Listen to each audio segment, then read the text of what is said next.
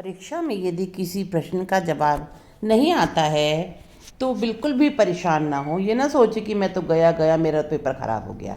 ऐसा करने से जो आपको आता है उसमें भी आप सही नहीं लिख पाएंगे। तो सबसे पहले तो जो भी प्रश्न आपको आते हैं उनका आंसर लिखना शुरू करें और टाइम मैनेजमेंट पहले ही कर लें कि हमें किस प्रश्न पर कितना समय देना है और उत्तर को हम उसी प्रकार से अपनी अच्छी भाषा में और साफ साफ हैंड राइटिंग में लिखें ताकि एग्ज़ामिनर को अच्छे से समझ आ सके।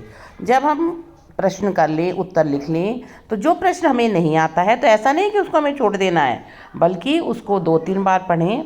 कोई ना कोई उसमें शब्द ऐसा ज़रूर होगा जो हमने कभी पढ़ा होगा, क्लास में पढ़ा होगा, लेक्चर में पढ़ा होगा, किसी चैनल पे पढ़ा होगा या कहीं ना कहीं देखा होगा। फिर उसको ध्यान से देखें, कंसंट्रेशन फोकस को बढ़ाएं कि हमने इस विषय पर इस शब्द के बारे में क्या पढ़ा है, और फिर जो कुछ भी पूछा गया है उसको बना कर अपनी भाषा में लिखें।